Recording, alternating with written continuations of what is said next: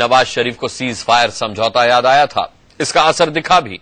जम्मू कश्मीर में international border पर चल रही गोलाबारी थम सी गई, लेकिन शनिवार को आतंकी संगठन जमात उद दावा की कराची में रैली हुई। उस रैली में नवाज शरीफ की पार्टी समेत पाकिस्तान के कई दलों के नेता भी शामिल हुए। जमात उद दावा ने भारत के खिलाफ जिहाद का जहर भी उगला और तभी सरहद पर पाकिस्तान की तरफ से दोबारा गोलीबारी शुरू हो गई।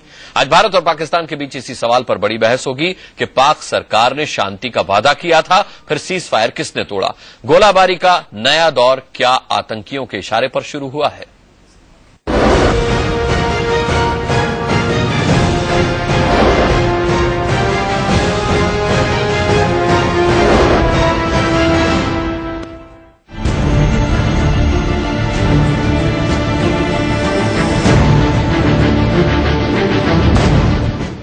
भारत और पाकिस्तान की सरहद पर शुक्रवार को 10 दिन बाद शांति लौटी थी। इसी के साथ एक खुशगवार खबर आई कि भारत के कैलाश सत्यार्थी और पाकिस्तान की मलाला यूसुफजई को नोबेल शांति पुरस्कार मिला है। दोनों मुमालिक के वजीर आजम जो है वो इकट्ठे हो और वो अमन की बात करे, क्योंकि जो अभी टेंशन चल रहा है बॉर्डर पे, ये बहुत ज्यादा अफसोसनाक बात है और हम चाहते हैं कि दोनों मुमालिक जो है वो अमन की बात करें। लेकिन मलाला यूसुफजई की उम्मीदों को पाकिस्तानी फौज ने 24 घंटे के अंदर ही तोड़ दिया।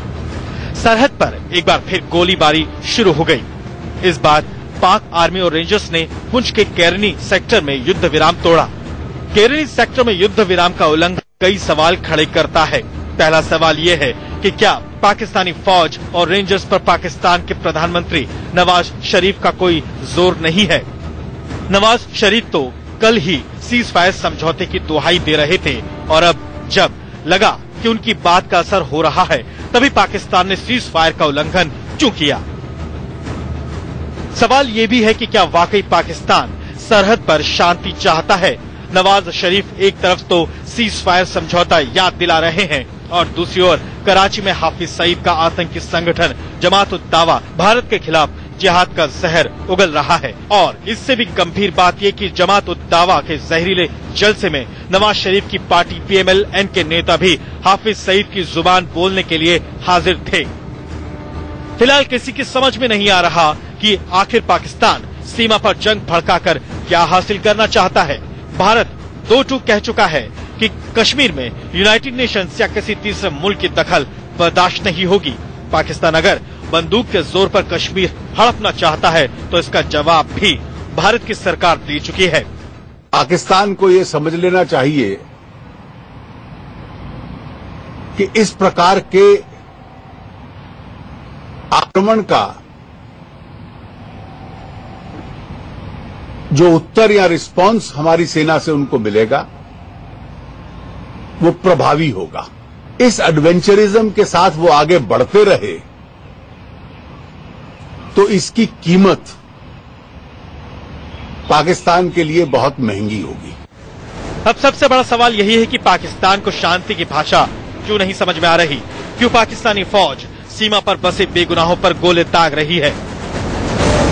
जम्मू से अजय चांडियाल और शीतल राजपूत के साथ Ravi Sharma, India news.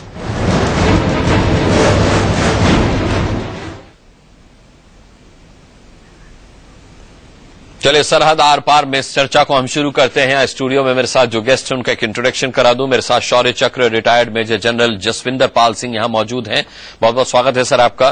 Farmer रॉ ऑफिसर RSN सिंह साहब हमारे साथ यहां स्टूडियो में मौजूद हैं और साथ ही retired air vice marshal Kapil Kak ji हमारे साथ स्टूडियो में मौजूद हैं। और कुछ ही पलों में हमारे साथ पाकिस्तान से नीलम नवाब जुड़ेंगी। दिन न्यूज हमारे साथ जुड़ेगा, वहां हम नीलम नवाब से जानेंगे उनके पैनल में कौन कौन है आज की चर्चा के लिए। लेकिन जब तक वो हमसे जुड़े, सबसे पहले जसविंदर पाल सिंह जी मैं आपसे जानना चाहूंगा कि 2 दिन क्या जिस तरीके का सीज फायर रहा पाकिस्तान की तरफ से, नवाज शरीफ को 2003 का समझौता भी याद आया, अब पिछले हम देख रहे हैं कुछ घंटों से फिर सीज फायर का उल्लंघन पाकिस्तान की तरफ से किया जा रहा है। आखिर पाकिस्तान क्या चाहता है, ये क्या इशारा है? सीधी सी बात है, पाकिस्तान की जो फौज है वो उनके प्राइम मिनिस्टर के कब्जे में नहीं है। और प्राइम मिनिस्टर साहब जब यहां आए थे, उन्होंने मोदी साहब के स्वीरिंग इन पे पहुंचे थे, उसके बाद में उन्होंने किसी हुर्रियत नेता से बात नहीं किया। ये चीज उनकी सेना को नागवारा गुजरी है। और वो चाहते हैं कि ये जो पॉलिटिकल लेवल की डिस्कशंस हैं ये आगे ना पहुंचे। ये हर बार यही होता है, कोई एक पॉलिटिकल लेवल पे कोई थोड़ी सी कोई चीज आगे होती है और सेना बीच में गोलाबारी शुरू कर देती है। और सेकेंडली जो पाकिस्तान है उनको ये मुद्दा इंटरनेशनलाइज करना है। आप जानते हैं कि हम तो चाहते हैं कि ये हमारी आपस में वार्ता शुरू हो जाए और द्विपक्षीय वार्ता हो, शिमला अकॉर्ड के तहत हो, मगर वो हर बार चाहते हैं कि ये इंटरनेशनलाइज मैप ना हो। उनके प्राइम मिनिस्टर गए थे, उन्होंने वहां यूएन में भी ये मुद्दा रेज किया, मगर क्योंकि ये हर बार होता है, हर साल यही होता है, तो कोई इंटरनेशनलाइज में कोई इतनी वर्ल्ड मीडिया में खबर होती नहीं। फिर एलओसी में उन्होंने फायरिंग की, एलओसी में भी यही होता है कि हर साल वो फायरिंग करते हैं, इसलिए उन्होंने इस बार एक नई बात की, आईबी में आ गए। इंटरनेशनल बॉर्डर पे कभी फायरिंग नहीं हुआ था, इस बार उन्होंने फायरिंग शुरू कर दिया।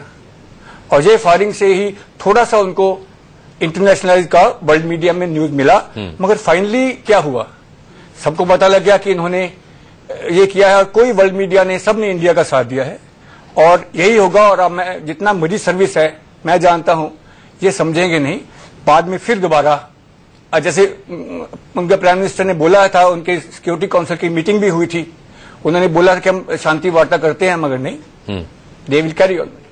जी कपिल काक साहब, अब बड़ा कंफ्यूजन है हिंदुस्तान के सामने। पाकिस्तान कहता है कि हिंदुस्तान बातचीत की प्रक्रिया बंद कर देता है, वो क्यों की जाती है खैर वो जानता है, हम भी जानते हैं, लेकिन सवाल है कि बात आखिर किससे की जाए। नवाज शरीफ सीज फायर की बात करते हैं, दूसरे दिन सीज फायर का उल्लंघन हो जाता है। आईएसआई से बात की जाए, सेना से बात की जाए, या वहां की हुकूमत से बात की जाए? नहीं अनुराग जी, ये कोई कंफ्यूजन नहीं है भारत सरकार में, कोई तरीके का कंफ्यूजन नहीं है। हाँ, कठिनाइयां हैं जो आप ही ने खुद गौर फरमाया है। पहले के पाकिस्तान की जो इलेक्टेड गवर्नमेंट है, वहां पे आपको दर्शकों को याद होगा जब प्रधानमंत्री वहां बने थे, उस वक्त उन्होंने सूचना दी थी कि उस इलेक्शन कैंपेन में भारत का कोई ऐसे लक्ष्य नहीं बनाया, कश्मीर का मुद्दा नहीं उठाया, और उन्होंने कहा था मैं भारत जाऊंगा, अगर निमंत्रण आए या ना आए मैं जाऊंगा। तो एक तरीके का जज्बा सा उन्होंने उसका इकरार किया उस वक्त। मुश्किल जो है, जो कि जनरल जेपी ने बड़ी अच्छी तरह से कहा है कि देखिए वहां पे आप किसके साथ बात करेंगे। रावलपिंडी कोई बात नहीं कर सकते, क्योंकि रावलपिंडी आपको दुश्मन मानता है, आपको लक्ष्य बनाना चाहता है, आज बना रहा है, आगे बना रहेगा, पीछे इतने सालों से लगा है, तो वहां तो कोई उम्मीद नहीं है। अगर आपको बात करनी है नवाज शरीफ के साथ, मगर वो आपको डिलीवर नहीं कर पाएंगे, जो कुछ भी आप आगे का रास्ता ढूंढते हैं उस रास्ते में वो आईईडी डालेंगे ऐसा और थल मिला के। इंटरनेशनलाइजेशन से हमें कोई परवाह नहीं है।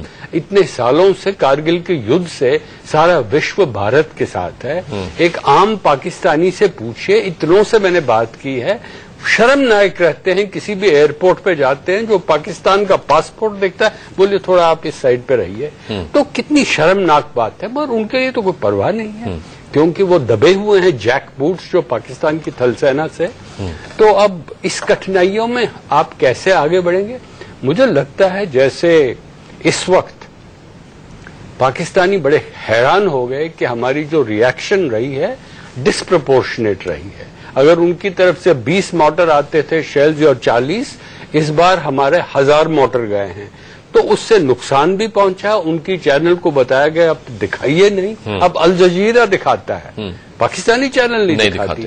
तो मतलब इससे क्या हो रहा है कि पता तो लग गया उनको कि सरकार बदल गई है, अब एक नया रुख संभाल रही है। मगर इस मौके में मैं सिर्फ एक चीज अपने दर्शकों से कहना चाहता हूं कि जिंगोवादी जो बयान यहां से होता है और वहां से होता है, उसकी कोई आवश्यकता नहीं है, क्योंकि फिर आप दोनों आम नागरिकों का इतना जज्बा रेज करते हैं, एंटी पाकिस्तान यहां पे, एंटी इंडिया वहां पे, वो हमारी सुरक्षा के लिए बिल्कुल ठीक नहीं है। क्योंकि हमारी जो ऑर्बिट है अलग की ऑर्बिट है, हमारे लक्ष्य हैं अलग के लक्ष्य हैं, हमारे राष्ट्रीय सुरक्षा के जो रणनीतियां हैं वो बिल्कुल अलग है। पाकिस्तान के साथ हाइफनेट मत कीजिए। अगर आप ये जिंगोवादी करेंगे तो आप हाइफनेट होंगे। फॉर इंडिया पाकिस्तान जो इतने सालों से चलता है। कैजुअलिटीज दोनों तरफ से होती हैं, सिविलियन कैजुअलिटीज बिल्कुल अच्छा नहीं है। उनकी तरफ भी कोई कैजुअलिटी हुई है, हमारी तरफ भी कैजुअलिटी होती है, which is not good. RSN Singh साहब, आपकी बड़ी पैनी नजर रही है इंडिया पाकिस्तान रिलेशनशिप पर और आप बाकायदा एक किताब भी लिख चुके हैं इस पर। जैसा कि कपिल काक साहब ने कहा कि मुंह तोड़ जवाब पाकिस्तान को दिया गया, अगर 100 मोर्टार उन्हें चलाए तो 1000 हमारी तरफ से भी चले, बावजूद उसके सीज फायर का उल्लंघन अभी पाकिस्तान इस वक्त कर रहा है। क्या पाकिस्तान युद्ध चाहता है? नहीं, देखिए, ये उल्लंघन को मैं थोड़ा और वेट करना चाहूंगा, क्योंकि ये पुंछ सेक्टर में हुआ है और वहां कई बार कई लोकल कारण से भी हो जाते हैं। तो जब तक आईबी में नहीं हुआ है, इसका मतलब सिचुएशन में डेफिनेट इम्प्रूवमेंट है। तो हम इसको डिटोरिएशन नहीं मानेंगे, सब्सटैंशियल इम्प्रूवमेंट है। देखिए, मेरा अपना मानना है ये कि किसी भी देश के साथ जब आप डील करते हैं तो एक पर्टिकुलर टाइप का थ्रेट परसेप्शन होता है। और आप जब पाकिस्तान के साथ डील कर रहे हैं तो अगर आप स्पेक्ट्रम ले लें कॉन्फ्लिक्ट का पाकिस्तान से, तो एक एंड में आपका प्रॉक्सी वॉर है, दूसरे एंड में न्यूक्लियर कैपेबिलिटी है और बीच वाले स्पेक्ट्रम में आपका कन्वेंशनल वॉरफेयर है। पाकिस्तान ने कहीं पे जब से ये न्यूक्लियर कैपेबिलिटी उन्होंने एक्वायर किया है, उन्होंने एक इक्वेशन पे लगता है जैसे अराइव किया है कि proxy war is equal to nuclear capability. उसके शैडो में, उसके साये में हम ये दहशतगर्दी कर सकते हैं, लो इंटेंसिटी कॉन्फ्लिक्ट इन्फ्लिक्ट कर सकते हैं इंडिया पर, और इंडिया कुछ नहीं कर सकेगा। और इसके कारण ये जो मिडिल वाला स्पेक्ट्रम, जो कन्वेंशनल कॉन्फ्लिक्ट जो है, वो अपने आप ऑटोमेटिकली ऑबिएट हो जाता है। मेरा हम मानना है कि ये जो रिस्पांस जो है, ये देखिए, केवल ये मिलिट्री रिस्पांस नहीं होना चाहिए हमारी तरफ से। ये तीनों स्पेक्ट्रम को जब आप एड्रेस करते हैं जी, तो देखिए, प्रॉक्सी वॉर का सामना एक इंटेलिजेंस वॉर, इंटेलिजेंस की बड़ी अहमियत, इंटेलिजेंस ऑपरेशंस की बड़ी अहमियत हो जाती है। कन्वेंशनल कॉन्फ्लिक्ट में आप आ जाइए, हाँ ठीक है। चलिए सिंह साहब, मैं इन तीनों पॉइंट्स को विस्तार से आपसे समझूंगा एक ब्रेक के बाद। मेरे को एक छोटा सा ब्रेक लेने की यहाँ पे मजबूरी है। एक ब्रेक के बाद तुरंत लौटते हैं। आरएसएन सिंह साहब जो 3 पॉइंट्स बता रहे हैं जिन पर ध्यान दिए जाने की जरूरत है, उसको विस्तार से समझेंगे ब्रेक के बाद।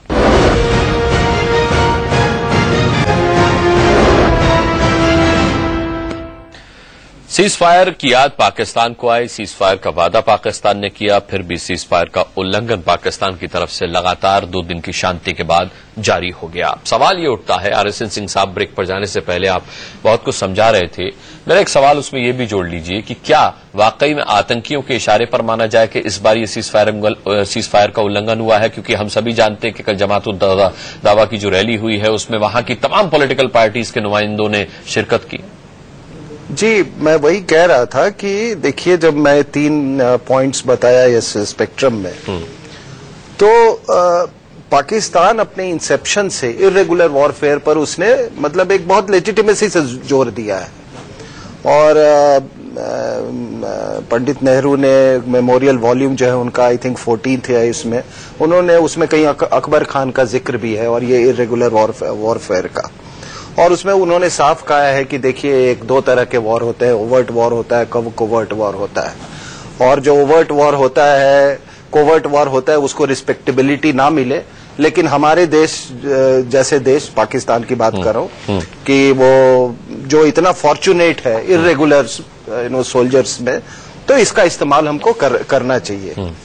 लेकिन जब से ये न्यूक्लियर कैपेबिलिटी जब इन्होंने एक्वायर किया, तो मैंने आपको कहा कि उन्होंने कहा कि इसके शैडो में हम कुछ भी कर सकते हैं, कन्वेंशनल वॉर नहीं होगा यहां पे। इसीलिए आप बार बार देखे होंगे कि जब भी कोई पाकिस्तान का मतलब कई ऐसे वक्ता जब आते हैं, तो वो थोड़े से प्रिटेक्स्ट में, छोटे से प्रिटेक्स्ट में न्यूक्लियर अपना कैपेबिलिटी ब्रांडिश करना शुरू कर देते हैं। कहीं पर मानसिकता यही है कि हम न्यूक्लियर पावर है और इसलिए I can get away with 26/11, I can get away with Kargil. लेकिन जसविंदर पाल सिंह जी, वहां के पॉलिटिकल पार्टीज के नुमाइंदे भी तो फिर उन्हीं की भाषा बोलने लगते हैं और सरहद पर उनकी सेना भी उसी तरीके से काम करने लगती है। अगर वो जिहाद का नारा देते हैं, अगर वो न्यूक्लियर पावर की बात करते हैं, तो फिर उसका इम्पैक्ट सरहद पर भी देखने को मिलता है। उनके पास जो पॉलिटिकल उनके यहाँ पर बंदी है, उनके पास में कोई चॉइस नहीं है। जो फौज बोलती है वही बोलना पड़ता है उनको। और जैसे आरएसएन साहब बोल रहे थे कि स्प्रेडशीट में एक तरफ लो इंटेंसिटी कॉन्फ्लिक्ट है और दूसरी तरफ न्यूक्लियर पावर है, और उन्होंने बस उनका मुद्दा क्या है कि इन्फिल्ट्रेशन करेंगे और लो इंटेंसिटी कॉन्फ्लिक्ट करेंगे, हमारे यहाँ टेररिज्म करेंगे। आपने देखा था हर साल में कितने टेररिज्म के केसेस होते हैं हमारे यहाँ। ये क्यों होते हैं? बिकॉज वहां से इन्फिल्ट्रेशन होती है। और यही है, आप देखिएगा और 1.5-2 महीने ये इन्फिल्ट्रेशन चलेगी, गोलाबारी चलेगी, दोनों तरफ से फायरिंग होगी। पाकिस्तानी विल फायर बिकॉज उनको इन्फिल्ट्रेशन करवानी है। और जब तक कि पासेस बंद नहीं हो जाते तब तक ये काम चलता रहेगा, दिन ब दिन चलता रहेगा। क्योंकि मैंने जैसे पहले बताया था कि पॉलिटिकल अथॉरिटी का कंट्रोल नहीं है फौज के ऊपर। आप देखिए एक ऐसा कंट्री, कोई और मुझे कोई कंट्री बताइए जिसमें इतने कू हुए हों। फौज ने कितनी बार कू किया है? अगर कोई पॉलिटिकल अथॉरिटी हो वहां पर इतने कू हो सकते हैं। कपिल काक साहब, एक बड़ा सवाल यह भी है कि मामला सिर्फ घुसपैठ का है, क्योंकि सिर्फ सीज फायर का उल्लंघन नहीं हो रहा, हमारे सिविलियंस को भी अटैक किया जा रहा है जो कि इससे पहले नहीं हुआ। नहीं, यही तो दिलचस्प बात तो यह है और दर्दनाक बात है कि पहली बार बहुत ही हाई लेवल पे आम नागरिक को, उसके घरों को, उनके मवेशियों को टारगेट किया गया है, लक्ष्य बनाया है। और 8 लोग हमारी तरफ से मरे हुए हैं। सुनने में आया है कि पाकिस्तान की तरफ से कम 200 नागरिक मारे गए हैं। तो ये दिखाता क्या है कि वो इसका कोई ह्यूमन राइट्स का एंगल नहीं देखते हैं, अपने लोग का टारगेट होगा। अगर आपने हमारे 8 मारे, उनके 200 मरते हैं, मगर यहाँ पे जमहूरियत है, जेन्युइन जमहूरियत है, दबाव पड़ता है, मीडिया ले आता है सामने, तो उस पे सरकार को एक तरीके से पॉलिसीज में थोड़ी सी चेंज लानी पड़ती है।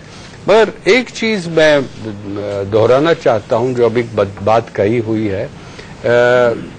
1979 में वहां के एक सर्विंग, जो असली रिटायर्ड नहीं थे, सर्विंग ऑफिसर थे, ब्रिगेडियर मलिक, उन्होंने लिखा था, और ये देखिए कैसे मजहब को ट्विस्ट किया जाता है। और उस पुस्तक का नाम था कुरानिक कॉन्सेप्ट ऑफ वॉर। उस पुस्तक का जो फॉरवर्ड लिखा था वो जियाउल हक, जो राष्ट्रपति थे पाकिस्तान के, उन्होंने। और वो क्या कहती है पुस्तक कि आतंकवाद, कुरान में लिखा है आतंकवाद से दुश्मन को टारगेट करना चाहिए। कहीं कुरान में ऐसा नहीं लिखा है। बात ये कहना चाहता हूं, 10 साल बाद उनके जनरल असलम बेग थल सेना अध्यक्ष थे। उन्होंने एक बार, ये डेट भी दर्शकों को बड़ा सिग्निफिकेंट रहेगा, 4 जून 89, उन्होंने कहा था कि जब उनको पता लगा कि अब उनके पास परमाणु शस्त्र हैं, उन्होंने कहा था कि आज तक 15 अगस्त 14 अगस्त 47 के आज तक हमारे पास कोई रणनीति नहीं थी भारत के खिलाफ सैनिकी तरीके की। आज मैं कह सकता हूं आपको, प्रेस कॉन्फ्रेंस की उन्होंने, तो आज मैं कहना चाहता हूं कि अब हमारे पास वो पूरी काबिलियत हुई है, जैसे एक तरीके की ऑफेंसिव है और दूसरे तरह की डिफेंसिव है। ऑफेंसिव क्या है? वो कहते हैं ऑफेंसिव डिफेंस स्ट्रैटेजी। ऑफेंसिव है कि हम आतंकवाद का इस्तेमाल करेंगे, और डिफेंसिव क्या है? परमाणु शस्त्र। मगर मैं दर्शकों को, अपने पाकिस्तानी दोस्तों को ये मैसेज देना चाहता हूं कि परमाणु शस्त्रों का थ्रेशोल्ड और हमारे जो युद्ध कह रहे हैं कि प्रॉक्सी वॉर है, इस पे काफी स्पेस है आपको पारंपरिक युद्ध करने का। आप कोई भी उनका थ्रेशोल्ड तोड़ सकते हैं, कोई प्रॉब्लम नहीं है। पाकिस्तानी जानते हैं अब ये तरीका है कि आपकी जो रणनीति है, सैनिकी रणनीति, वो कैसे आप उनको सजा दे सकते हैं, मूल्य चुकवाना कर सकते हैं। अगर कोई ऐसा मुंबई जैसा अटैक हुआ है, ये तो छोटा मोटा अटैक उन्होंने किया है, इसका भी कारण हम जानते हैं। जद्दोजहद है एक ताकत की, नवाज शरीफ और रहील शरीफ की। नवाज शरीफ ने आते ही पहले कहा है कि मुशर्रफ को ट्रीजन ट्रायल पे लगाया जाएगा, और लगाते रहे। अब उनको कहा कि उसको रोक लीजिएगा। पुराने हमारे भूतपूर्व थल सेना अध्यक्ष हैं पाकिस्तान को, उनकी बात नहीं मानते, मगर ये एक हेलो है कि वो अध्यक्ष जो है थल सेना के, उनको आप ट्रीजन ट्रायल कैसे करवा सकते हैं। जियो टीवी के चैनल की तो सब दर्शक जानते हैं। जियो टीवी चैनल को नवाज शरीफ साहब ने समर्थन दी कि हम इसको बंद नहीं करेंगे, और पाकिस्तान आईएसआई ने और पाकिस्तान थल सेना को नवाज शरीफ को बोला इसको बंद करना है। नवाज शरीफ नहीं माने। उसके बाद तीसरी बात क्या होती है, अब ये रहील शरीफ मेरे ख्याल में कयानी के भी ये गुरु हैं। उन्होंने कहा कि अगर इसको कमजोर करना है, कू करने की कोई आवश्यकता नहीं है, कमजोर करने के लिए आप क्या कर सकते हैं। तो इन्होंने सोचा कि अब इमरान खान हमारे पास एक दूसरा एक शस्त्र है, उसका इस्तेमाल कीजिए। कादरी तो कभी भी ओटावा से आ सकता है, उनको आप फर्स्ट क्लास टिकट भेज देंगे, आर्मी वाले आ जाएंगे वो। और उनके लिए ये पूरा जो एजिटेशन हुआ है 2 हफ्ते 2.5 हफ्ते हुआ है, उसका एक लक्ष्य था, आप नवाज शरीफ को कमजोर करेंगे। और हो गए नवाज शरीफ कमजोर। उनको अब ठीक तरह से बताया गया है, जैसे अंग्रेजी में कहते हैं he has been read the riot act, कि बस देखिए आप अफगानिस्तान की जो हमारी नीतियां हैं वो नीतियां हम बनाएंगे और हम काबू कन्वीन करेंगे। भारत की जो नीतियां हम संभालेंगे। परमाणु शस्त्र तो वैसे उन्हीं के पास है, स्ट्रेटेजी भी उन्हीं के पास है। अब आप जैसे पहला प्रश्न पूछा आपने से, किससे बात करें, क्या बात करेंगे, किससे बात करेंगे? तो हमारी कोई बात थल सेना के साथ कभी नहीं होगी, क्योंकि ये एक ग्रैंड डेमोक्रेसी है और वहां के एक आर्टिफिशियल। इसीलिए मेरा ख्याल से प्रधानमंत्री ने भी कहा कि बंदूकें बात करें वो ज्यादा बेहतर है, ऐसे में बयानबाजी नहीं होनी चाहिए। उस पर एक चीज अनुराग, मैं पहले भी कहा है कि आप जानते हैं शीत युद्ध में कितना टेंशन था, परमाणु शस्त्रों का इस्तेमाल करने की काफी संभावना थी। आप जानते हैं 24 घंटे B-52 बॉम्बर्स, 24 घंटे, 1 मिनट के कोई ब्रेक नहीं था। सारे शीत युद्ध के 50 सालों में वो उड़ान भरते थे दिन रात। ठीक है, मगर क्या कहते थे, क्या रोनाल्ड रेगन कहते थे कि आप बड़ी छड़ी का इस्तेमाल कीजिए। कपिल काक साहब पाकिस्तान से हमारे साथी हमारे साथ जुड़ गए हैं, दिन न्यूज हमारे साथ जुड़ चुका है। नीलम नवाब, आपको मैं गेस्ट इंट्रोडक्शन दे दूं। मेरे साथ Shaurya Chakra major general retired Jaswinder Pal Singh हैं, यहाँ पर RSN सिंह साहब है, फॉर्मर रॉ ऑफिसर, और मेरे साथ retired air vice marshal Kapil काक हैं। जी, न्यूज जो है वो हमें ज्वाइन करेंगे। अनुराग, आपको हमारी आवाज आ रही है? बिल्कुल मिल रही है नीलम। नीलम, आपकी आवाज आ रही है, आप अपने गेस्ट का इंट्रोडक्शन कराएं। हमारा राब्ता उनसे हो रहा है। ब्रिगेडियर लतीफ साहब, बल्कि इनफैक्ट अजीम साहब आपसे क्वेश्चन पूछा गया था कि जो हमें ये एक हिस्ट्री नजर आती है बीजेपी की, और फिर स्पेशली नरेंद्र मोदी। नीलम, आपको मेरी आवाज मिल रही है? आपको कंपेयर करते हैं तो क्या लगता है कि ये दोबारा से इस चीज को रिवाइव करना कि जो माहौल लाहौर एग्रीमेंट के जमाने में हुआ था? मेरे ख्याल से नीलम नवाब तक हमारी आवाज नहीं पहुंच पा रही है। मैं RSN सिंह साहब आपसे जानना चाहूंगा कि अब यहां 2 सवाल अहम उठते हैं कि क्या नवाज शरीफ वहां पर कमजोर पड़ रहे हैं, इसलिए बागडोर जो है वो सेना ने पूरी तरह से अपने हाथ में ले ली है और वहां की जितनी आतंक ब्रिगेड है वो उसको सपोर्ट कर रही है, या फिर नवाज शरीफ अपने आप को स्ट्रांग करने के लिए कह कुछ रहे और कर कुछ रहे?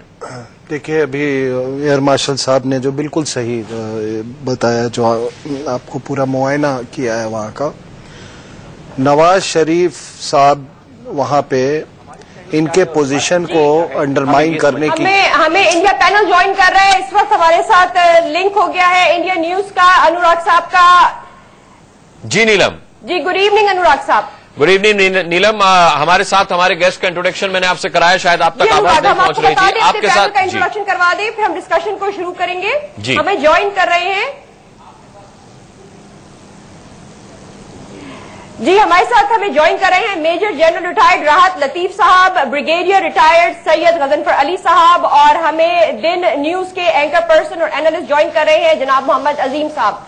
आप बताइएगा अपने पैनल की जानिब का। जी, मेरे साथ Shaurya Chakra major general retired Jaswinder Pal Singh है नीलम, फॉर्मर रॉ ऑफिसर RSN सिंह साहब मेरे साथ मौजूद हैं यहां पर, और retired air vice marshal Kapil Kak मेरे साथ मौजूद हैं।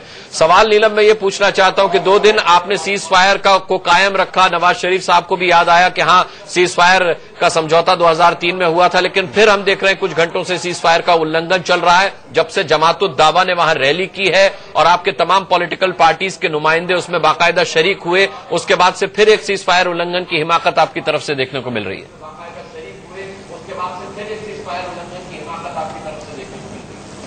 अनुराग, आपके सवाल का जवाब देंगे, यहाँ पे अजीम मौजूद है। मोहम्मद अजीम, क्या कहें? कि जो सवाल है इसी सवाल को मैं आपके ही पैनलिस्ट की तरफ लौटाता हूं और आपकी तरफ लौटाता हूं कि जमात उद दावा जो एक फलाही जमात है पाकिस्तान में, ये भारत में किस अंदाज से ली जाती है। पहली बात तो ये है, और इसका वर्किंग बाउंड्री पर होने वाली टेंशन के साथ क्या ताल्लुक है, लाइन ऑफ कंट्रोल की वायलेशन के साथ को मैं आपके ही पैनलिस्ट की तरफ लौटाता हूं और आपकी तरफ लौटाता हूं कि जमात उद दावा जो एक फलाही जमात है पाकिस्तान में, ये भारत में किस अंदाज से ली जाती है। पहली बात तो ये है, और इसका वर्किंग बाउंड्री पर होने वाली टेंशन के साथ क्या ताल्लुक है, लाइन ऑफ कंट्रोल की वायलेशन के साथ क्या ताल्लुक है। क्या भारत ने ये हमाकत की है जो लफ्ज आपने पाकिस्तान के लिए इस्तेमाल किया, या पाकिस्तान ने? इसको समझने के लिए हम जानना चाहेंगे कि आपके पैनलिस्ट क्या कहते हैं कि ये वर्किंग बाउंड्री पर टेंशन क्रिएट हुई क्यों है। कपिल काक साहब। जी कपिल काक साहब। ये देखिए, मैं आपसे ये कहना चाहता हूं कि जो तनाव पैदा हुआ है और उसकी मैं वजह भी बताऊंगा। तनाव इसलिए किया गया है कि अंदरूनी ताकत जो रहील शरीफ और नवाज शरीफ की है उस पर जदोजहद है। आप जानते हैं इमरान खान की रैली हुई, कादरी की रैली हुई, किसने करवाई? आप जानते हैं कि नवाज शरीफ को मुशर्रफ के खिलाफ जो ट्रीजन चार्ज करना था उसकी ऑपोजिशन किसने की है? आप जानते हैं जियो टीवी को बरकरार रखने के लिए या उसको कैंसिल करने, उनकी लाइसेंस कैंसिल करने के लिए क्या हुआ? ये सब जो अंदरूनी जद्दोजहद है इसका एक एक्सटर्नल डायमेंशन है। तनाव पाकिस्तान रेंजर्स की तरफ से हुआ है। जानते हैं कि हमारी तरफ से भी आर्मी नहीं है, वहां तो बीएसएफ है। इंटरनेशनल बाउंड्री पे 198 किलोमीटर की लंबाई की बाउंड्री है। तनाव वहां से शुरू हुआ, मगर बदलाव इस वक्त ये हुआ है, पहले भी होता था। बदलाव इस वक्त ये है कि जो प्रोपोर्शनेट फायरिंग यहां से होती थी इस बार नहीं हुई है। आपके खुद की चैनल्स ने रिपोर्ट करी है, अल जजीरा चैनल मैंने खुद देखी हुई है कि कितने लोग मारे गए उस साइड पे, क्योंकि यहां से इस वक्त पुराना काम चला नहीं है, अब नया काम शुरू हुआ है। क्या ये उचित है? नहीं है, ये आप बता सकते हैं, मगर इसमें कोई शक नहीं है। तनाव आपने शुरू किया। एक पॉइंट ऑफ इंफॉर्मेशन है आपके इस पैनलिस्ट के लिए कि अल जजीरा चैनल का ताल्लुक पाकिस्तान से हरगिज नहीं है, और यही लैक ऑफ इंफॉर्मेशन है जिसकी वजह से मैं वो नहीं कह रहा हूं। नहीं, मैंने नहीं कहा आपकी चैनल के साथ। अल जजीरा बिल्कुल इंडिपेंडेंट चैनल है, मगर अल जजीरा चैनल पाकिस्तान का कैसे हुआ? नहीं, मैं आप गलत समझे।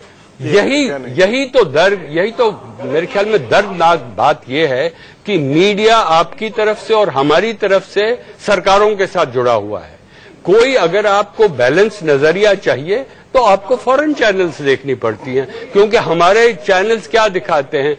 पाकिस्तान की फायरिंग से हमारे साइड पर क्या हो सकता है? हमारे यहाँ पर मीडिया बिल्कुल आजाद है, इंडिपेंडेंटली रिपोर्ट करता है। आपसे ज्यादा हमारे यहाँ इंडिपेंडेंट है, आपसे ज्यादा हमारे यहाँ इंडिपेंडेंट है। आपकी हुकूमत ने आपके मीडिया पर बैन लगाया है कि सरहद पर क्या हो रहा है उसका प्रसारण न किया जाए। हमारे यहाँ ऐसा नहीं हुआ है, और इसी वजह से वारफोबिया यहाँ पर जनरेट कर रहा है। बात ये है, आपको ये समझने की जरूरत है कि अगर आप हमारे इंटरनल हालात पे कमेंट्स करते हैं तो अपने अंदर भी झांक के देख लीजिए कि आपके यहाँ क्या हो रहा है। बाबू बजरंगी 2002 गुजरात में सहकर आपका रहने वाला था, उसकी स्टेटमेंट थी कि I may be hang before death, I want to kill 10,000 of Muslim. 2002 में मोदी साहब के तो अपना क्या हुआ, उनके ऊपर क्या क्या चार्जेस हैं? आपके आईपीएस ऑफिसर थे जिन्होंने, संजीव भाटिया, जिन्होंने कहा कि मोदी इज इन्वॉल्व इन दी गुजरात में सहकर। आपके मोदी साहब है जिन्होंने कल महाराष्ट्र में जाके एक बाजारी लीडर की तरह ये कहा कि अपने पाकिस्तान की गजब बंद कर दी है। That's the point. You made your point. Brigadier साहब, you made your point. आप एक सेकंड, एक सेकंड, आप जब बाहर का हवाला देते हैं तो खुदा के लिए बाहर की रिपोर्ट। जी ब्रिगेडियर साहब, आपका पॉइंट ऑफ व्यू आ गया, वक्त हमारे पास कम है। ठीक है, अब जवाब ले लीजिए। ब्रिगेडियर साहब कथा कलामी के लिए माजरत खाओ। ब्रिगेडियर साहब कथा कलामी के लिए माजरत खाओ। चलिए जवाब ले लीजिए। आरएसएन सिंह साहब इसका जवाब देंगे आप। ठीक है, सवाल हो गया।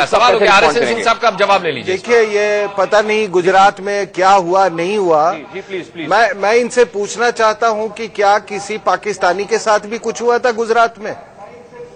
लेकिन हम आपके अंदरूनी हालात पर इसलिए बात कर रहे हैं, मुसलमानों के साथ हुआ था ना, तो आप तो कहते हैं कि आप मुसलमानों के दोस्त हैं। नहीं, आप मुसलमानों की चिंता मत कीजिए। आपके वहां पे अहमदिया को आपने क्या किया है, उनको उनको जिंदा लाशें बना दी है। आप शिया के साथ क्या कर रहे हैं? पाकिस्तान में वो रहने दीजिए। मुकम्मल कर लें अपना जवाब, फिर हम रिस्पॉन्ड कर लेंगे। नहीं आपके यहाँ से ज्यादा मुसलमान हिंदुस्तान में रहते हैं, आप दुनिया भर के मुसलमानों का ठेका मत लीजिए जनाब। वो क्रिश्चियन के साथ क्या कर रहे हैं? वो और भी बताता हूँ मैं। हम तो आपके मुल्क के लोगों का कह रहे हैं। आपने मलाला यूसुफजई के साथ क्या किया साहब? नहीं उनको नोबेल मिला शांति के लिए, आप एक दिन भी उसकी शान कायम नहीं रख पाए। आपके यहाँ इतनी महफूज जगह नहीं है कि मलाला यूसुफजई जैसी बच्ची यहाँ पर रह सके। आप क्या बात कर रहे हैं?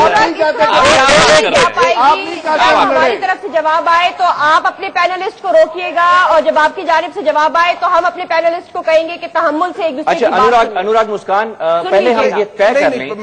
मेरा हमारे यहाँ से जवाब अभी कंप्लीट हुआ नहीं है, जवाब कंप्लीट हो जाने दीजिए, फिर सवाल पूछिएगा। इस तरह आपके नाम की तरह हम मुस्कुराहटों के साथ बात करें, अनुराग मुस्कान जो कि मुस्कुराहट का दूसरा नाम है, या फिर हम वर्किंग बाउंड्री पर होने वाली टेंशन के नतीजे में जो 20 अफराद हलाक हुए हैं, इसको लेकर पाकिस्तान और भारत के अवाम को मजीद परेशान करेंगे। फैसला आपका है? नहीं, फैसला हो चुका है। फैसला ये हो चुका है कि हम सुकून के साथ इस पर चर्चा करेंगे, लेकिन हमारे पैनलिस्ट का जवाब पूरा हो जाने दीजिए पहले। जो फरमाया जा रहा था पाकिस्तान, जी जवाब पूरा कीजिए। इंटरनल हालात पे, वो इसलिए क्योंकि आप नवाज शरीफ को अंडरमाइन करने के लिए आप हैरत में हमारे काउंसलेट पर अटैक करवाते हैं। उसके बाद उससे वो नहीं होता है तो आप इमरान खान और कादरी को अनलीश कर देते हैं उनको अंडरमाइन करने के लिए, और उससे भी नहीं वो होता है तो आप मुशर्रफ को, आपकी फौज ने बिल्कुल, उन्होंने नवाज शरीफ को कह दिया है कि दिस फार एंड नो मोर। 6 अक्टूबर को आपके यहां आप कहते हैं कि मुशर्रफ साहब डिस्क्रेडिटेड हैं कू के लिए। 6 अक्टूबर को आप उनका बयान देख लीजिए, सारे टेलीविजन चैनल्स पे चला था। उन्होंने ओपनली वार्निंग दी थी इंडिया को। किस हैसियत से उनको इतना इंपॉर्टेंस क्यों दिया गया है? और उनके इस बयान के बाद ये एस्केलेशन शुरू हो जाता है बॉर्डर पे। आप इसका थोड़ा लिंकेजेस इसको देखिए।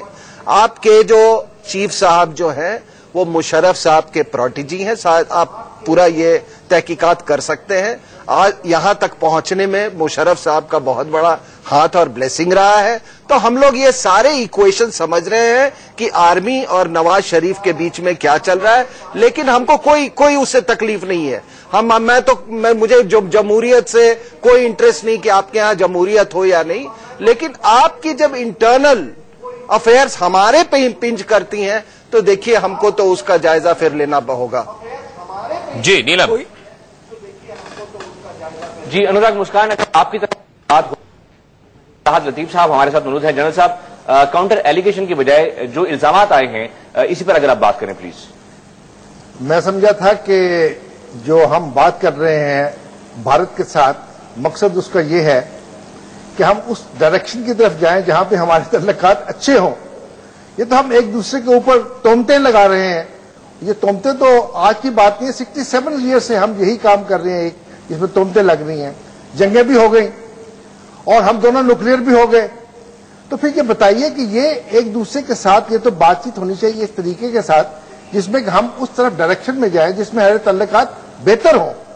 हम समझते हैं कि जो इश्तियाल अंगेजी हो रही है, फायरिंग हो रही है, जो कि वर्किंग बाउंड्री पर हो रही है, जो कि पाकिस्तान की तरफ से तो वो एक सॉवरेन मुल्क है जिसके ऊपर हो रही है, उस तरफ आजाद कश्मीर में हो रही है जो कि एक लाइन ऑफ कंट्रोल के ऊपर हो रही है।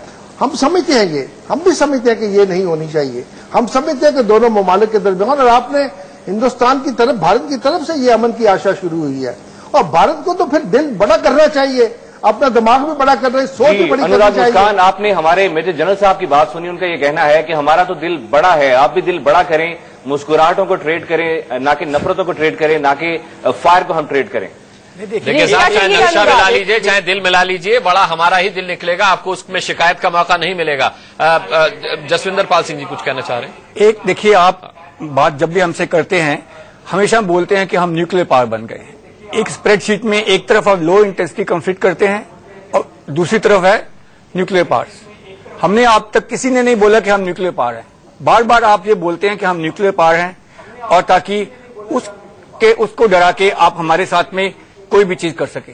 ये बिल्कुल ठीक बात नहीं है। आपके यहाँ पर जो प्रॉब्लम क्या है, आपकी जो सेना है वो आपकी पॉलिटिकल अथॉरिटी के नीचे नहीं है। कोई और ऐसा मुझे देश बता दीजिए जिसके बीच में इतने कू हुए हों सेना की तरफ से। कहीं ऐसा तो नहीं है, कतई कलामी के लिए माजरत खा हूं, कहीं ऐसा कोई ऐसा कंट्री मुझे बता सकते हैं जिसमें इतने कू हुए हों? और आप हमें ये एहसास दिला रहे हैं वर्किंग बाउंड्री की और लाइन ऑफ कंट्रोल की वायलेशन करके कि कर लो अपनी न्यूक्लियर पावर का क्या करना है। नहीं, ऐसी कोई बात नहीं। आप मुझे बताइए, आपकी सेना, आपकी जो सेना है, क्या वो आपके पॉलिटिकल, कोई भी आपका जो पॉलिटिकल अथॉरिटी है, प्राइम मिनिस्टर हो, जिन्होंने भी इंडिया के साथ में पीस ओवरट्यून्स किए हैं, उनको सेना ने नीचे दिखाने की कोशिश की है। हर बार कोई ना कोई, पहले अटल बिहारी वाजपेयी साहब गए थे, कारगिल वॉर हो गई। अभी नवाज शरीफ साहब आए थे, उन्होंने यहाँ पर आए, हुर्रियत लीडर से मिले नहीं, ये अच्छा बात करने की कोशिश किया, मगर आपने क्या किया, अभी सेना ने फिर वही कर दिया। तब ही तो भारत के साथ सबसे बेहतर हमारे ताल्लुकात हुए। आप किस तरह से कह सकते हैं कि सियासी क़यादत को हमारी फौजी क़यादत आकर अंडरमाइन करने की कोशिश करती है? बिल्कुल। आप मुझे बताइए, कोई एक कंट्री और बता दीजिए जिसके बीच में इतने कू हुए हों। एक कंट्री का नाम दीजिए मेरे को जिसमें सेना ने अपने गवर्नमेंट के अगेंस्ट इतने कू किए हों। आप मुझे एक कंट्री का नाम बता दीजिए बस। तो बात ये बिल्कुल सीधी बात है कि आपके यहाँ से सेना आपके कंट्रोल में नहीं है। बड़ा अच्छा ब्रिगेडियर साहब, आपकी इस बात से पहले मैं इसको अगर रिस्पॉन्ड कर लूं, कू पाकिस्तान में यकीनन हुए हैं, लेकिन भारत में 68 बरसों से जमहूरियत है और इन 68 बरसों में क्या भारत हिंदुत्व से नहीं निकल पाया? भारत क्या मुकम्मल तौर पर अभी तक सेकुलर स्टेट नहीं बन पाया? हमारी तो चलिए गलती है, हम यहाँ पर कू हुए, यहाँ पर सियासी हुकूमतों को फलने का फूलने का मौका नहीं मिला। आपकी कैसी जमहूरियत है कि जिसमें अभी भी यहाँ पर आग और खून का खेल खेलने की बात हो रही है? यहाँ पर साइंटिफिक डेवलपमेंट की आपकी हुकूमत बात नहीं कर रही। आपकी हुकूमत जो आपके भारत के बड़े परसेंटेज है पब्लिक की जो अभी भी खतरे गुर्बत से नीचे जिंदगी गुजार रही है, उसको वहां से दूर करने की बजाय अभी भी आप लोग ये जंगी जुनून में मुब्तला हैं। हम पाकिस्तान में तो कू हो गए, आपकी तो जमहूरियत है, डेमोक्रेसी है, हम इसका प्राउड है। हमें हर बार जो 5 साल बाद 10 साल बाद हमारे यहाँ हुकूमत चेंज होती है, बिल्कुल पीसफुल होती है। ठीक है, RSN सिंह साहब जवाब देंगे। ये एक चीज आप जो ये आप मुझे पूरी दुनिया में एक डेमोक्रेसी बताइए, एक जमहूरियत बताइए जहां पर माइनॉरिटीज का कत्लेआम किया जाता है, जहां दलित का कत्लेआम होता है, जहां पर अछूत करार दिया जाता है लोगों को, जहां पर मुसलमानों का गुजरात में कत्लेआम होता है। मैं सिर्फ मुसलमानों की बात नहीं करता, आपके अंदर अभी तक तो ऐसी जातें भी मौजूद हैं जिनको नुमाइंदगी ही नहीं मिल पा रही। जिस हिंदुस्तान की डेमोक्रेसी का पूरी दुनिया लोहा मानती है, उसके बारे में अपने मालूमात थोड़े दुरुस्त करिए साहब। हिंदुस्तान में कोई धर्म, कोई जाति का ऐसा नुमाइंदा नहीं रहा है जिसको पावर न मिला हो यहाँ पे। मैं आपको बता, कत्लेआम होता है। नहीं, आप बताइए माइनॉरिटीज का कत्लेआम किस? भाई आप शियाज के बारे में कुछ नहीं कहते, अहमदियाज के बाद कुछ नहीं कहते, कौन से माइनॉरिटी का कत्लेआम हुआ है? आपको मैं बताता हूं, हमारे यहाँ मैं 2 इलेक्शन का जिक्र करता हूँ। अभी एक मिनट बोलने दीजिए। जो पिछला इलेक्शन हुआ है, आपको मालूम है कि कितनी थंपिंग मेजॉरिटी से एक पार्टी आई है? नॉर्थ से लेके साउथ और ईस्ट से वेस्ट लेके वोट्स मिले हैं। आप इंदिरा गांधी के असैसिनेशन के बाद जिस तरह का मैंडेट मिला एक पार्टी को, और आप उसको कंपेयर कर लीजिए बेनजीर भुट्टो के असैसिनेशन के बाद। उस असैसिनेशन के बाद मैं कीन पाकिस्तान वॉचर हूं, मुझे लगा कि ऐसा आउटपोरिंग होगा कि पाकिस्तान पीपल्स पार्टी पूरे स्वीप कर देगी पूरे पाकिस्तान को। लेकिन आप अपना वोटिंग पैटर्न देखिए, सिंध से बाहर नहीं निकल पाई पीपीपी, वो कुछ सराइकी इलाकों में उनका कुछ वोट्स मिले थे। और नवाज शरीफ की पार्टी वो PMLN वो पंजाब में उसका स्ट्रांग होल्ड रहा, बलूचिस्तान में वहां की पार्टी का रहा, और वो खैबर पख्तूनख्वा में जो पार्टी थी रीजनल पार्टी वो वहां पर जीती, अवामी नेशनल पार्टी वो जीती। तो आप देखिए कि किसी पूरे आपके इलेक्शन मैंने एनालाइज किया है, तो कभी कभी साहब मुझे इस बात पे मैं देखिए ये इसको प्लीज इंडो पाकिस्तान इस पे मत लाइएगा, मैं एक बहुत कंस्ट्रक्टिव सजेशन दे रहा हूं। कहीं पे मुझे आपको लग रहा है कि आपके नेशन बिल्डिंग प्रोसेस में कोई बहुत बड़ी कमी है। आप अपनी आर्मी में ले लीजिए, आपका पंजाब रेजिमेंट 100% पंजाबी, सिंध रेजिमेंट 85% पंजाबी, 15% सिंध। आप बलोच रेजिमेंट का ले लीजिए, 10% बलोच, 90% पंजाबीज। और आप उसका वो ले लीजिए, वो जो आपका वो पठान का जो रेजिमेंट है, 30% पठान, 70। तो देखिए, आप पंजाबी डोमिनेशन देख रहे हैं अपने यहाँ। तो ऐसी बातें ना कीजिए। मैं आपको सजेशन दे रहा हूं कि ये जो lack of nation building process आपको बहुत हर्ट कर रहा है। मालूमात करने की जरूरत है आपको। आप सैयद गजनफर अली साहब का अब आप मेरी बात सुन लीजिए और जरा गौर से सुन लीजिए। आप कहते हैं कि आप बहुत बड़ी जमहूरियत है, हम मानते हैं आप बहुत बड़ी जमहूरियत है। मुझे तो आपकी बातों से ये लगता है कि आप सारे चूड़ी पहन के आपने फौज से बात की है। आप सैयद गजनफर अली साहब का अब आप मेरी बात सुन लीजिए और जरा गौर से सुन लीजिए। आप कहते हैं कि आप बहुत बड़ी जमहूरियत है, हम मानते हैं आप बहुत बड़ी जमहूरियत है। मुझे तो आपकी बातों से ये लगता है कि आप सारे चूड़ी पहन के वहां पे बैठे हुए, हम अग्रेसर हम ही हैं। और भाई आपके भी उतने ही हाथ है जितने हमारे हाथ हैं, आपकी भी उतनी आंखें। आप अपनी फौज को इस तरह प्रेजेंट करते हैं जैसे बेबी फीडिंग फौज है। जब फौजें आमने सामने होती है तो दोनों एक जैसी होती है। आप जमहूरियत है ना, जमहूरियत में इंदिरा गांधी को टारगेट किया गया, जमहूरियत में आपकी आरएसएस ने गांधी को, अपने बाप को मारा। जमहूरियत के अंदर राजीव गांधी जो है उनके ऊपर मर्डर अटेम्प्ट हुई।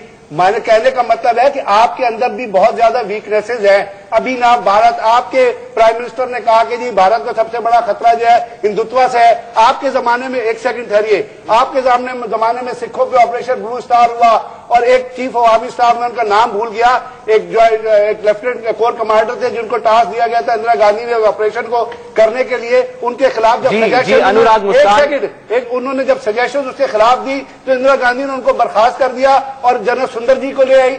भाई आपके यहाँ भी गलतियां हैं, आप अपना गिरबान खोलिए अपनी गलतियों। आप जो हमारे इंटरनल मामले हैं, आप हमारे इंटरनल मामले, एक सेकंड, जहां तक आपने फौज की बात की है, आपकी महाराष्ट्र रेजिमेंट में कौन लोग हैं, गोरखा में कौन है, बीएसएफ में आपने क्या रूल बताइए ना कौन है? बीएसएफ में रूल ये इम्पोज है कि कोई कश्मीरी बीएसएफ में भर्ती नहीं हो सकता। अगर आप इजाजत दें तो अनुराग मुस्कान शैम डेमोक्रेसी है जिसमें आप अपने आप को प्रोजेक्ट करते हैं और अंदर से अनुराग मुस्कान, आपने पाकिस्तान को तो मुर्द इल्जाम ठहरा दिया कि यहाँ पर शैम डेमोक्रेसी है। अब आपके जो पैनलिस्ट हैं सबसे हम जानना चाहेंगे कि क्या ये है आपकी जमहूरियत जिसके बारे में ब्रिगेडियर साहब ने फरमाया? कपिल काक साहब, ये देखिए, ये मैं इस पैनल में इसलिए नहीं आया हूं कि पाकिस्तानी मित्रों के साथ, दोस्तों के साथ तू मैं करेंगे। मेरे ख्याल में ये मौका है, अभी थोड़ा तनाव आया है इंटरनेशनल बाउंड्री पे, ये मौका है। मेरी बात तो सुनिए भैया, मैं तो तू मैं नहीं कर रहा हूं। मैं कह रहा हूं कि ये मौका है मेरे पाकिस्तानी मित्रों को और मेरे खुद के पैनल को समझने की कि आगे कैसे बढ़ेंगे। आगे बढ़ने के रास्ते 2-4 हैं। सबसे बड़ा रास्ता जो है, जो आप माहौल क्रिएट करते हैं, जो तनाव पैदा करते हैं, उसी से ये जिंगोवादी यहां भी आती है, वहां भी आती है। ये आप बात क्या हो रही है? जिंगोइज्म और कुछ नहीं है। Pakistan is best, India is best. मैं कहना चाहता हूं भारत और पाकिस्तान मिलजुल के शिमला एग्रीमेंट के हिसाब से, लाहौर एग्रीमेंट के हिसाब से, मुशर्रफ और वाजपेयी के एग्रीमेंट के बाद, मुशर्रफ और मनमोहन सिंह के एग्रीमेंट के बाद, कश्मीर का मुद्दा आप हमेशा उठा रहते हैं। 4 पॉइंट मुद्दा मुशर्रफ से आया, मनमोहन सिंह ने उसको एंडोर्स किया। मेरे ख्याल में अगर विश्व में एक कश्मीर का हल है, वो 4 पॉइंट मुद्दे को थोड़ा ट्वीक करिए।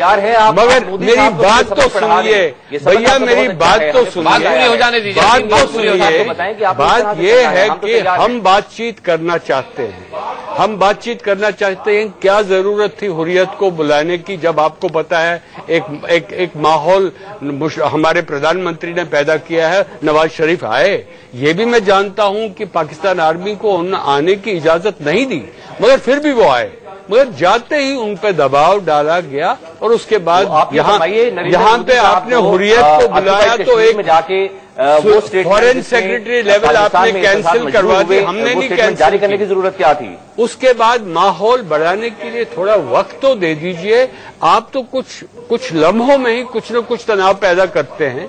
अब आपने इंटरनेशनल बाउंड्री के 9 दिन के जो इतने तनाव है सारे विश्व में आया है, अब पुंछ सेक्टर में फिर शुरू कर दिया आपने गोलाबारी। मेरे ख्याल में आप खुद सोच समझ के अगर आप शांति और अमन का रास्ता अपनाना चाहते हैं तो वो माहौल